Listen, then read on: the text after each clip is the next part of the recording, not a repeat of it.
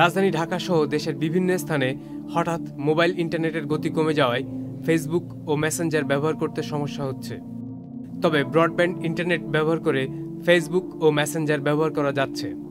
এমনকি ফেসবুকে কোনো লেখা বা ছবি পোস্ট করতে এবং অন্যদের পোস্ট দেখতেও সমস্যা হচ্ছে। এছাড়া ফেসবুকে কোনো কিছু সার্চ করতেও দীর্ঘ সময় নিচ্ছে।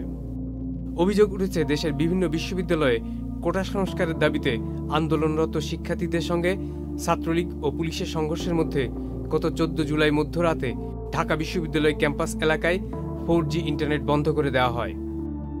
প্রযুক্তি বিশেষজ্ঞরা জানিয়েছেন, সংশ্লিষ্ট সরকারি নিয়ন্ত্রক সংস্থা চাইলে নিজস্ব প্রযুক্তি কাজে লাগিয়ে নির্দিষ্ট সময় পর্যন্ত বিভিন্ন ওয়েবসাইটের ব্যবহার নিয়ন্ত্রণ করতে পারে।